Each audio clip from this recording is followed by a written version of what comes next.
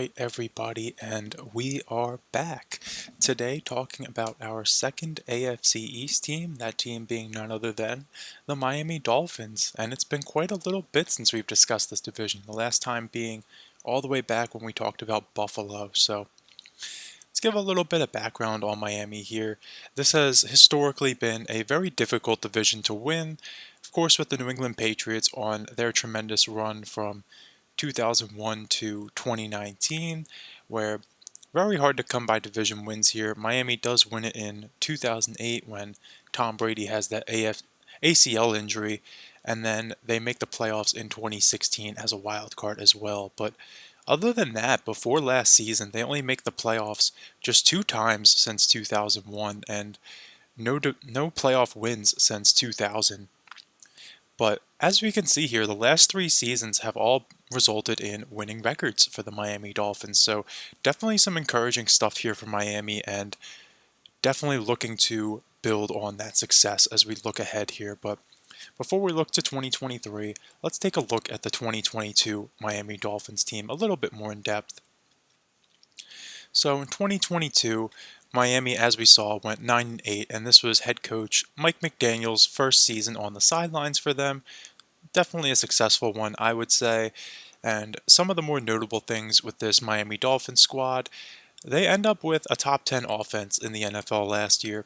Well, technically just outside the top 10 in terms of points scored, but if we want to look a little bit more in depth here at this offense, they're fourth in the league in terms of passing yards, fourth in terms of passing touchdowns, and second in terms of net passing yards per attempt, which, as we know, they have Tyreek Hill and Jalen Waddle on this roster, so that's definitely to be expected. And meanwhile, though, they are actually 31st ranked in terms of rushing offense, in terms of attempts, I should specify, but it makes sense when you have those two potent receivers on the outside with a young quarterback like Tua Tagovailoa. You really don't expect to be running the ball too much. Then on the defensive side of things, this was a below average unit for sure, but not a horrible one by any means. Definitely some room to improve, and I am confident that Miami's defense will be much improved this year. They're actually pretty good, it looks like, against the run here. Well, maybe not so much in terms of touchdowns allowed, but they were the fourth best in terms of rushing yards allowed. Definitely some positives here to build on. But looking further down here at Miami's regular season, we can see that this was a very streaky team last year. So they start out with a 3-0 record with very impressive victories here. A divisional win over the New England Patriots. They upset Lamar Jackson and the Ravens on the road in that absolute thriller of a Week 2 matchup. This was definitely another nominee for Game of the Year. And maybe that could be another fun video just talking about like the best games from last season. I know I've given a shout out to a few of them in these recaps and previews that we've done, but this one's definitely up there as well.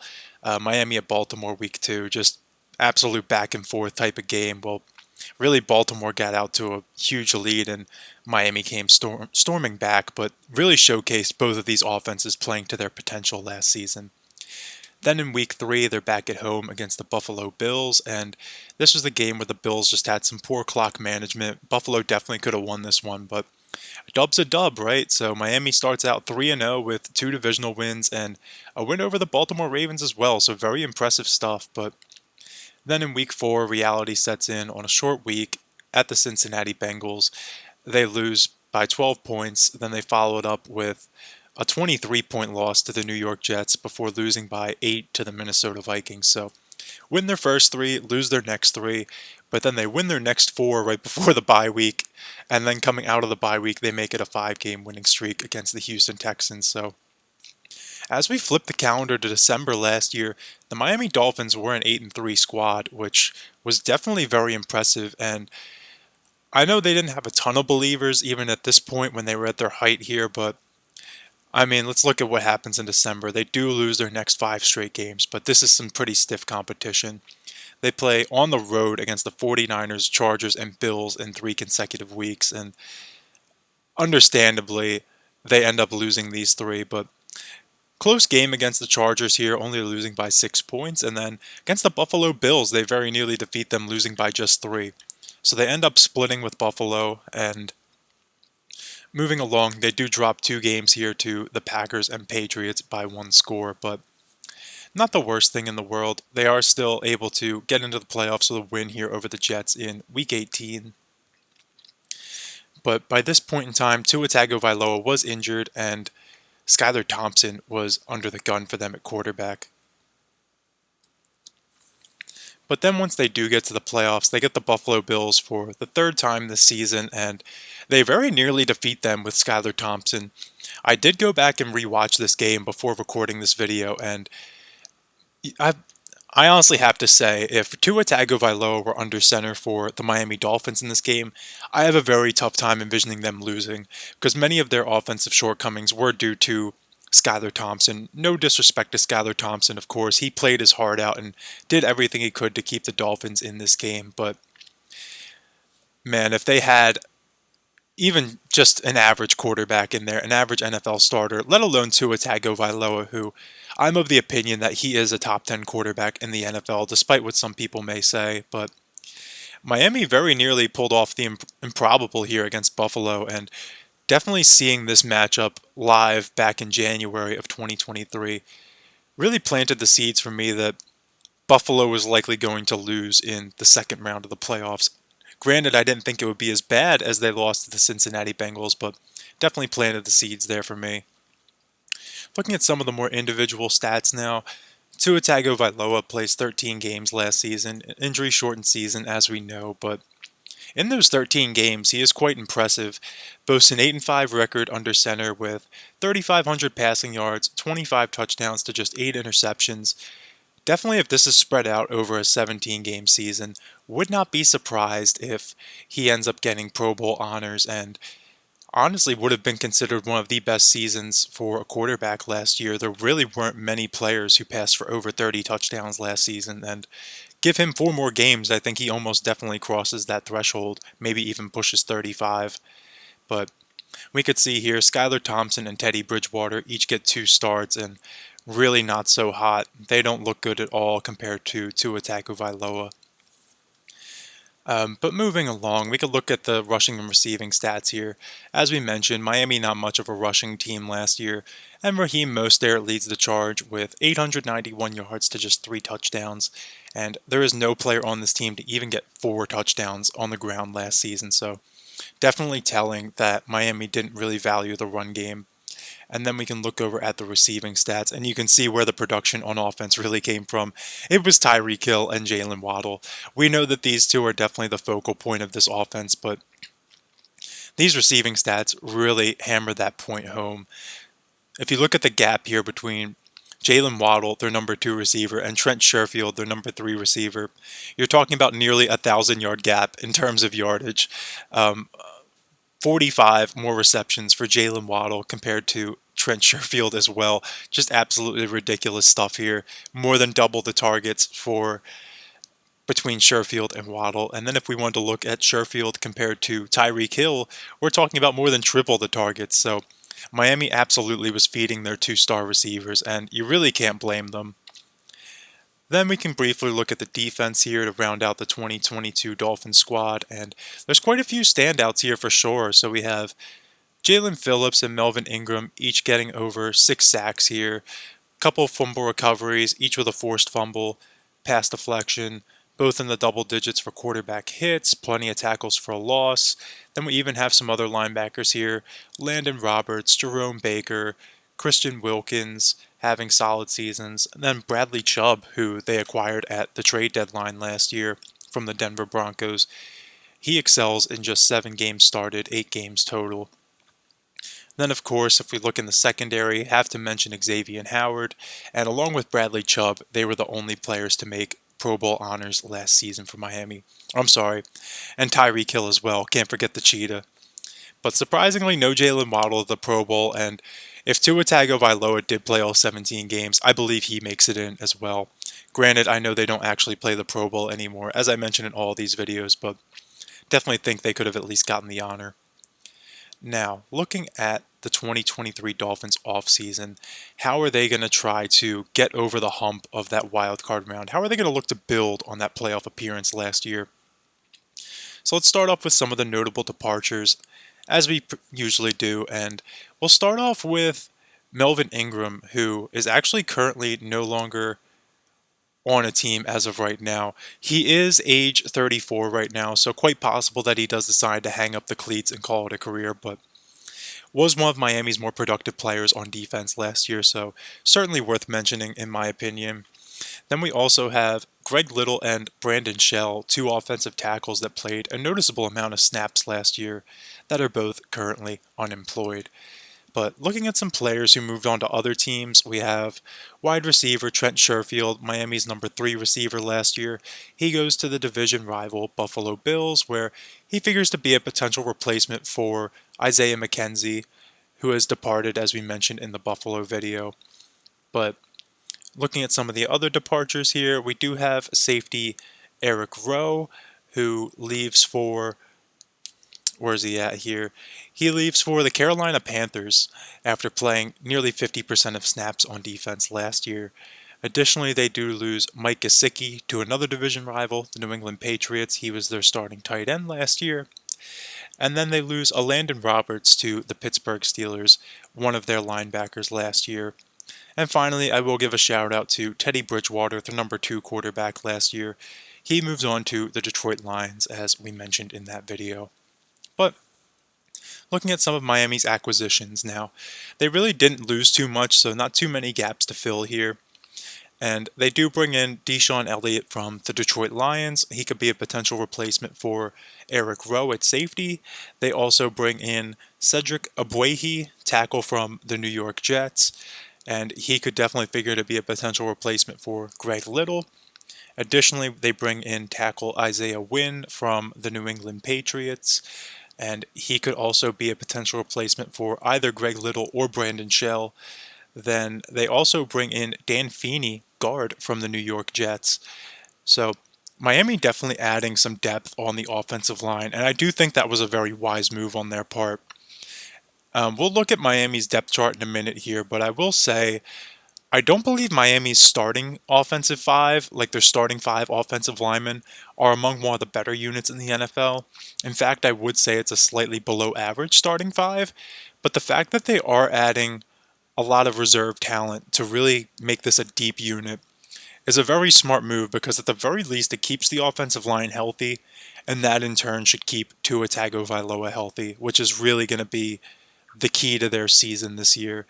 Much like it was last year, once Tua went down, the season fell apart, but when Tua was in there, Miami was dangerous. I feel like that's really being overlooked as we look at the 2023 Dolphins. Some other additions I will mention here. We have cornerback Eli Apple coming in from the Cincinnati Bengals, and I do love Miami's secondary this year, and this move only just adds to that. They also bring in quarterback Mike White, the hero from the New York Jets, taking over for Teddy Bridgewater, and he could definitely potentially lose that number 2 job to Skylar Thompson, the Dolphins' own hero last season, but we'll mention that when we get to the Dolphins depth chart for 2023. And then finally, the biggest acquisition that I haven't mentioned yet, Jalen Ramsey acquired via trade with the Los Angeles Rams. And this is definitely a game-changing move for this Miami Dolphins team. He is injured at the moment. He got banged up at training camp, but he should be back near the middle of the season, maybe around November. Perhaps a little bit sooner, but he'll definitely be back at some point this regular season. And once he does get back, man, just imagine having Xavier Howard on one end and Jalen Ramsey on the other. If you're a team like the Buffalo Bills going up against this Miami Dolphins defense, or the New York Jets with Aaron Rodgers, good luck, because Miami is definitely going to be a force to be reckoned with on defense this year. I'm pretty confident in that much, to say the least. So that being said, we'll look at Miami's 2023 draft.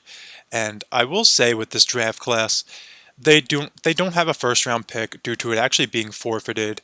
They had to give it up as part of tampering allegations where a couple of years back now they were trying to negotiate with Tom Brady and Sean Payton, funny enough, and they didn't get either of them, of course, but did end up costing them a first round pick. So they did have another first round pick by way of the San Francisco 49ers from the trade up for Trey Lance a couple of years back, which as we're seeing right now, that trade for the 49ers has really aged like spoiled milk, but it's aging like fine wine for the Miami Dolphins, and they move that pick to the Denver Broncos for Bradley Chubb. But that leaves them with just 4 picks in this draft. And in the second round, they select defensive back Cam Smith, who was definitely receiving some love before the draft as a potential first round pick. And they also pick up Devin Ackney here in the third round, before just taking a couple late round flyers on Elijah Higgins and Ryan Hayes. But do love the Cam Smith pick, and definitely a fan of Devin Ackney as an addition to this roster. So, that being said, let's see how Miami puts this together. We'll take a look at the depth chart here, and starting off on offense, we'll go quarterback as always first, and Tua Tagovailoa, definitely his job here, no real shadow of a doubt about that, but as we know, there's some durability concerns with Tua, so definitely going to be interesting to see who ends up winning this backup job. And as of right now, there is a competition going on, as I alluded to earlier, between Mike White, formerly of the New York Jets, and Skylar Thompson, the 7th-round pick from last season, who was a bit of a hero for the Dolphins down the stretch. I know he didn't end up winning that playoff game for them, but very nearly defeated the Buffalo Bills on the road. And as of right now, we'll say Mike White probably wins this job, but it's still very much up in the air. And would not be surprised if, in the unfortunate scenario, Tua Tagovailoa does get injured this year, and say hypothetically Mike White comes in and struggles, they might give Skylar Thompson a look the following week, or vice versa. If Tua gets injured and Skylar Thompson comes in and he struggles, maybe they flip the script the following week and go to Mike White. But that being said, we can look at the running back position here, and there's a pretty clear pecking order to this. Raheem Mostert definitely figures to be the starter, with Jeff Wilson as the backup, rookie Devon Ackney as the third stringer, and then there is a competition going on for the 4th spot between the college teammates Salvin Ahmed and Myles Gaskin. But as of right now, both of these guys specialize in different things for Miami. Salvin Ahmed is more of a speed running back, definitely more similar to Devon Ackney, whereas Myles Gaskin is more of a physical blocking type of running back, and for that reason, if I had to make a knee-jerk reaction on if only one of these guys can make the Dolphins' final roster, it's likely Myles Gaskin, but quite possible that both of these guys could make the roster when all's said and done. Won't rule anything out. Then, moving along to, well, I guess I will give one more note on running back before we move on. Miami has been very active on the trade market and free agent market to try to bring in a more established back to lead the charge here. They were in on Dalvin Cook before he signed with the New York Jets, and there's rumors going around right now that they've made offers on Jonathan Taylor that the Colts have rejected, and that they're also making calls on the Raiders' Josh Jacobs, even though Vegas has made no indications that they're looking to move on from Josh Jacobs. So definitely worth keeping an eye on that, where if hypothetically Josh Jacobs or Jonathan Taylor were to be acquired by not the Indianapolis Colts, the Miami Dolphins, Jonathan Taylor from the Indianapolis Colts, they would definitely be the starting running back. But now we can move on to tight end, and here this is Durham Smith's job, absolutely, now with Mike Gesicki out of the picture, but there is a competition for this number 2 position between Tyler Kroft and Eric Saubert, but as of right now, both of these guys really haven't impressed in terms of making the roster here, and Miami's staff has been very underwhelmed with both of them, despite each of them having opportunity after opportunity, time and time again, to take this job by the throat. So a rumor going around is that perhaps once final cuts are made between now and the start of the regular season, Miami will be active on the waiver wire and free agency to try to bring in a more established veteran for this number 2 position.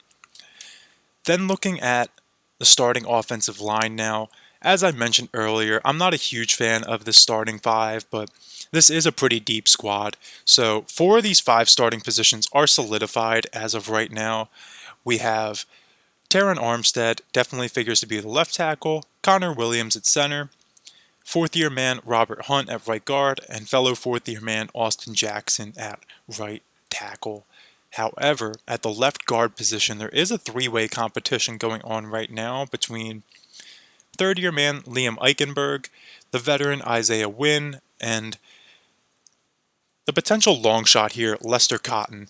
Now, this is definitely Liam Eichenberg's job to lose. He absolutely has the inside track here, but word is out of camp that Dolphin staff hasn't been overly impressed with him at camp so far, and they're just looking at other options potentially as a failsafe if Liam Eichenberg isn't the guy for this job. Isaiah Wynn is certainly a possibility, but when he was with the New England Patriots, he was more of a tackle, so definitely an adjustment for him going to guard, and they would probably like him as more of a reserve option so that way he could fill in for either tackle position or either guard position in the instance of an injury. But then that does leave Lester Cotton, but like I said, he's a bit of a long shot, and at that point they might as well just stick with Liam Eichenberg. So if I had to make a prediction, it is likely Liam Eichenberg's job, but not set in stone. He's more so just penciled in as the starter right now. And you know what they say about pencil, can be erased. Moving on to wide receiver now, and absolutely one of the better receiving cores in the National Football League. And how could it not be with Tyreek Hill and Jalen Waddle leading the charge here? But beyond those two, there really isn't much going on. There is a competition for the third position right now between former New York Jet Braxton Berrios. Also competing with him, we have Eric Uzukanma, and then finally, also in the battle here, we have Robbie Chosen, formerly of the Arizona Cardinals. But as of right now, Braxton Berrios does have the inside track for this job, but he is battling a bit of an injury right now. Should be ready for the start of the season. But I do think it's interesting to note that Braxton Berrios and Jalen Waddle are both not participating in practices this week due to injury. So Robbie Joseph and Eric Uzukanma both are getting extended reps at training camp. And of course, with a veteran like Tyreek Hill, you know what he can do, so you don't want to overexert him during training camp as well. So plenty of opportunity for the young players to really step up and show what they're made of. So when looking at this entire body of work for the Dolphins offense, I'm very pleased, I will say that. I do think Miami has made a smart move in adding some depth to this offensive line. There's quite a few players here who could step in and potentially produce if called upon. We have Isaiah Wynn, Dan Feeney, Lester Cotton, all on the reserves here who could step in. And then potentially even, where's he at here? I know there's another player I'm missing. Let me see if I can find him. Perhaps even injured right now. But we have Cedric Ogbuehi, there he is right here, hiding in plain sight at the right tackle position. And I did look up how to pronounce that name before this video. But yeah, love what they've done with the offensive line. Absolutely love the receivers. As long as Tua can stay healthy this season and Tyreek Hill and Jalen Waddle are on the field, if they have those three guys, really the sky's the limit for this offense. Because I love the depth on the offensive line, love the depth in the backfield, and the tight end and wide receiver 3 position, I really don't think are going to be crucial to this offense if Waddle and Hill are on the field. You can really kind of just mix and match guys here. So I like the Dolphins' offense here. I think it looks to be likely a top 10 offense again this season. So now with this defense, how can they improve from last season? Miami does run a 3-4 scheme, so that being said, you would think that Miami probably has a pretty weak defensive line, right? Certainly looking at the track record of the teams we've discussed so far, that seems to be the case. The teams that run a 3-4 have pretty strong linebackers usually, but pretty weak defensive line. And the teams that run a 4-3, generally pretty strong on the line, but don't really value the linebacker position. If they even have linebackers at all, they might even just run 5 guys in the secondary with 2 linebackers. But I think Miami is an exception to this rule here. Miami does have one of the more impressive defensive lines in the National Football League. I would say this is absolutely, in terms of just their down 3 linemen, a top 10 unit in the National Football League, and perhaps even top 5. This is a very impressive unit with Christian Wilkins, Raekwon Davis, and Zach Sealer. The only thing I don't love about this defensive line is there's not really a lot of depth behind them, just a lot of unknowns. So in the event that there is an injury to this front 3 here, not really much in the way of reserves coming in, but overall really like what they've done here. Then looking at the linebacker position, and this does follow the rule we mentioned because this linebacker position is very strong. Jalen Phillips and Bradley Chubb on the outside, gotta love that. Then they have Jerome Baker and David Long likely on the inside. And there is a competition going on for the potential fourth inside linebacker here between Channing Tindall and Aubrey Miller the second, the undrafted rookie. Now, Channing Tindall was their third round pick last year, so if I had to guess, he has the upper hand here. But both of these guys have had a strong camp, so could go either way. Definitely rooting for the undrafted man to make the roster, but I really have a tough time imagining them cutting Channing Tindall after just one season, so he probably makes this roster at least as a reserve. Maybe Aubrey Miller ends up on the practice squad when all is said and done. We will see. But then moving on to this secondary, and this secondary is absolutely, when healthy, a top 3 unit in the National Football League. Absolutely top 5, perhaps even when not fully healthy. But as we mentioned, these starting corners, Xavier Howard on one side and Jalen Ramsey on the other, come on, I don't know if you could find a better starting corner duo in the National Football League right now when healthy. That is truly remarkable. And then backing them up, you still have Noah Ikbenagui, their first round pick from 2020, Cam Smith, their second round pick this year, and Eli Apple, the free agent acquisition from the Cincinnati Bengals. So despite the fact that Jalen Ramsey is injured to start the season, they still have 3 solid reserve options, and the 3 of these men will be competing to be that number 2 corner, although they could use a combination of them. They just have that much flexibility in the secondary right now. And then even looking at the safety position, Javon Holland definitely figures to be the starting strong safety, but 3 solid options here at the free safety. I don't know if I said strong safety. At the strong safety position, though, there is a competition. But they have 3 solid options here as well. They have Brandon Jones, Deshaun Elliott, and Elijah Campbell. And they all specialize in different things. So perhaps there could be a bit of a platoon here. Deshaun Elliott is more of a physical, typical strong safety kind of corner, the kind of guy where doesn't really want to give you the middle of the field, and if you do try to throw it over the middle of the field, he's going to make you regret doing so. At least make the wide receiver think twice about running a route over the middle again in the future. Then you also have Brandon Jones, who has the nickname Brandon Blitz by his teammates, and that's because he is great at making plays in the backfield, great at getting tackles for a loss, great at getting his hands on the football. But then you also have Elijah Campbell, who he is listed as a free safety here, and that's definitely fitting because he's more for a traditional pass coverage, ball hawk kind of safety. So different situations here and different scenarios. Could definitely see either one of these 3 getting the nod at strong safety, and over the course of one game, absolutely all 3 of these guys could play a meaningful role.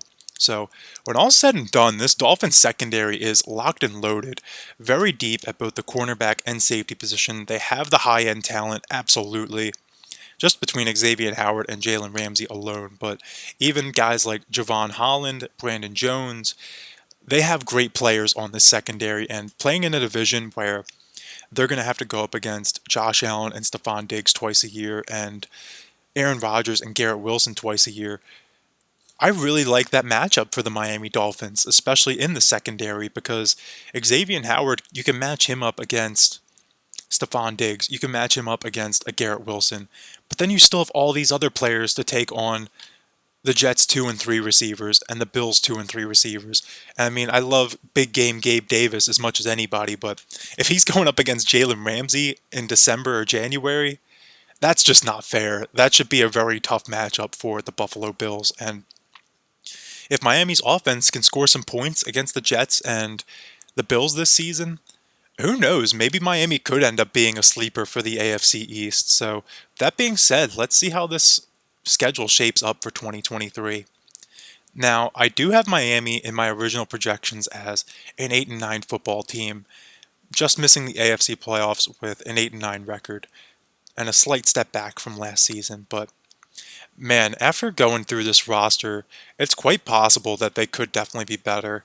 So early on in the season here, they get the Chargers week 1 in the all-uniform matchup, as I called it during the Chargers video, and definitely like the Chargers in this matchup still, especially if the Dolphins are going to be without Jalen Ramsey, although This should be, excuse me, tripping over my own words. This should be a very good game, back and forth game, one that I'm very excited to watch in week 1 of the NFL season. Definitely one of the better matchups of week 1. Wouldn't be surprised if Miami won it, but gun to my head, I'm picking the Chargers, and they're the home team too, so why not? Week 2, though, they go to Foxborough for their first divisional matchup, and I do like the Dolphins in this matchup. I do think the Patriots aren't as bad as some people might think, but they are just outmatched against a lot of these high-flying AFC teams, which Miami certainly is. So give Miami the nod here. Then week 3 at home against Denver. Like this matchup for Miami as well. Denver will give them a tough time with their secondary, very talented with Pat Surtain as well, but Pat Surtain can only cover one of Tyreek Hill or Jalen Waddle. So Miami, I think, ends up winning this one. And I do love the matchup of the Dolphins defense versus that Broncos offense.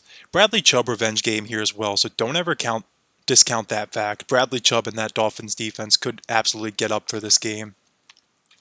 Week 4 against Buffalo. Now this could be a very big game because Miami can win this one even if they do come into this game at just 2-1. They could be in the driver's seat for the AFC East for excuse me, for much of the rest of the season. Because they don't play Buffalo again until the final week, so they could go the entire duration of the regular season here with the tiebreaker over the Buffalo Bills potentially, so definitely have this game circled on my calendar. And gosh, just a 1 o'clock start too, very unfortunate. Would love for this one to be a primetime game. I will give this one to Buffalo as of right now, as Buffalo is the home team, but we can do a little tinkering with this after we go through the remainder of these. They do get 2 easier matchups in Week 5 and 6 against the Giants and Panthers. Not too much deliberation there. Week 7 on the road against Philly. This should be a really good one. Primetime matchup at the Link. Tua versus Hurts. Great receivers, great secondary on both sides of the football. But do like the Eagles in the trenches more than Miami, so I will give the Eagles the nod here. Week 8 against the Patriots again, this time at home. Again, I think Miami's just better than New England at this point. Can't ever count Bill Belichick out, but if Miami's serious about really competing in the AFC this year, this is a game that they should win. Then week 9 in Germany against the Kansas City Chiefs. If Chris Jones is a man of his word, he should be back by this point, so I will give the Chiefs the nod here. But then they go into the bye and they come out of it at home against a largely inferior opponent in the Vegas Raiders.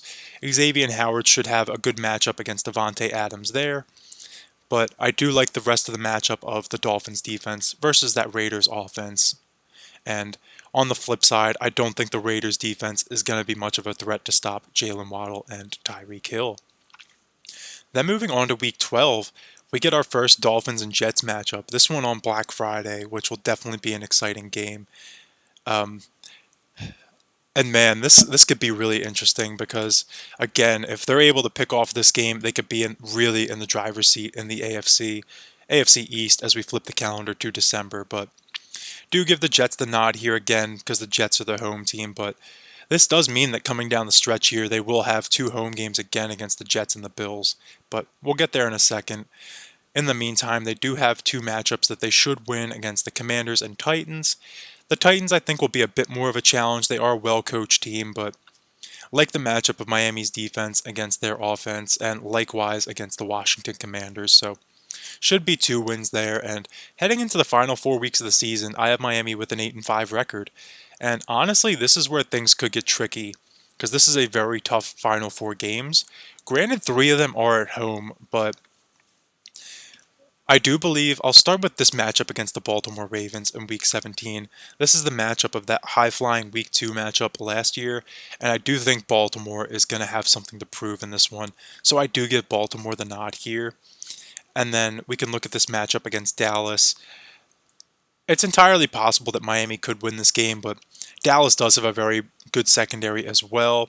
Trayvon Diggs should be matched up against Tyreek Hill or Jalen Waddle, and Stephon Gilmore will get the other. Granted, I did say in the Dallas video I am concerned about Stephon Gilmore, assuming that everybody's healthy when this game starts, matched up against either Jalen Waddle or Tyreek Hill. I think for a cornerback that's getting into his mid-30s now, it could be definitely a tall task for him, but I don't know. Could see this game going either way, but gun to my head, I'm going with Dallas here. Just like their defense overall a little bit more, and I think Dak's going to do just enough against this Miami defense to be able to pull out the dub. But could go either way. Any of these games could go either way really in the final 4 weeks, but then they get the Jets and the Bills again at home, and I did give the Jets and the Bills the nod here, but I don't know. I'm really torn on this because if Miami played at home against these teams earlier in the season, I think I would like Miami to win those matchups, but Miami going on the road against the Bills and the Jets before December, I don't know. This is really tough to call. So we can tinker around with this a little bit. Say hypothetically that the Dolphins do win these two games at home against the Jets and the Bills. How would that change things? It would actually still keep them out of the AFC playoffs in my projections, but it would pull the Jets out of the playoffs as well. So they would have to win another one of these games somewhere. So say they could sweep the Jets, hypothetically, which I don't really see that happening, but that would give them a 5-1 record in the division, and it would still keep them out of the AFC playoffs. That is how deep this AFC is this year, at least in my opinion. But they would probably have to win against Baltimore, right? So we could give the Jets their win back here, and that should get them in. That would pull Baltimore out. But man, that would mean they would have to win 3 of these final 4 games here. 3 of them against the Jets, Ravens, and Bills, which, hey, I mean, if you want to make the AFC playoffs, you're going to have to beat some good teams, and Miami certainly has some good teams on their schedule here, but looking at my original projections, just on their win-loss total, Miami with an 8-9 record with wins over the Patriots, Broncos, Giants, Panthers, Patriots again, Raiders, Commanders, Titans. So those 8 wins I think they should get. Maybe they drop a trap game in there somewhere, but I feel very confident in them winning those 8 matchups. But then the 9 losses, they do have some tough games on the schedule. So they're probably going to have to win at least 2 of these 9 losses, no pun intended, to make the AFC playoffs. So, I mean, it's funny enough, you could actually look at the projections up here, the record versus winning teams in this simulation versus losing teams. I have them 0-9 against teams with a winning record and 8-0 against teams with a losing record, but they probably can pick off a couple of these games against winning teams and maybe drop one of those losing ones. But the 9 losses I have are to the Chargers, Bills, Eagles, Chiefs, Jets, Jets again, Cowboys, Ravens, and Bills. So those are all very tough matchups. And Miami probably has to win at least 2 of those to make the playoffs, as I mentioned. So definitely an uphill battle, but I do believe Miami is capable of it. Health and durability are going to be the most important thing for Miami. If Miami's able to stay healthy this year, while maybe some of these other teams get banged up coming down the stretch, that opens up a world of opportunity for them. And I really do think these matchups against the Jets and the Bills are going to be key in winning this division.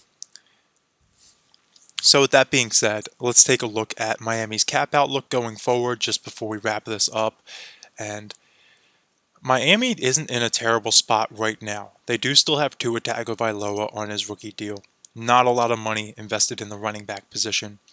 Wide receiver, Tyreek Hill making the big money because they can afford it right now. But Jalen Waddle still signed for 2 years plus an option. Tight end, not a lot of money invested. Even the offensive line, not really a lot of money invested. Look at the defensive line. They do have some good money invested here, but like we said, they have a talented defensive line. Couple of their starters in contract years, though. Actually, all 3 of their starters here in contract years. So definitely worth keeping an eye on that. Linebacker, they have Bradley Chubb on the big money deal as deserved. Then Jalen Phillips, much like Jalen Waddle, going to be having 2 more years plus likely a 3rd-year option. Then in the secondary, Xavier Howard and Jalen Ramsey making the big money, but really not too much else. So Miami does have some contracts coming up here in the next couple of years, but for now they are in a good spot. And that is the case when you always have a quarterback on a rookie contract. But could definitely mean Miami's window is now, and this roster reflects it much like the Los Angeles Chargers. Really have just a very well-rounded group. Um, I really don't see um, a Achilles heel kind of weakness on this roster right now. There's really not one position that jumps out at me as being overly concerning. Maybe if Tua gets hurt, that absolutely changes things, but I think offensive line is deep enough, running back is deep enough, despite the fact that they don't have an elite talent there per se. And wide receiver, of course, pretty barren beyond Waddle and Hill. So I think the key for this team this year, Tua, Waddle, and Hill. Those three guys need to stay healthy. This offense will be in business. Mike McDaniel will be sure of that. And I think this defense, especially in the secondary, we're seeing it already with Jalen Ramsey, even though he's out. This defense is still deep enough where it is an elite unit when they are faced with adversity. So definitely excited to watch this team on the field this season. And I'd love to hear from any Dolphins fans out there, really any fans of an AFC East team out there. How do you feel about Miami this season? Can they sneak into this playoff picture? Am I being a little bit too hard on them, or is their schedule really just that difficult? Is the AFC just that deep? So let me know your thoughts down below, and love to hear from you guys. And the next video should be on the Minnesota Vikings. Definitely going to be another fun one. Look forward to talking to you guys then. Have a good one.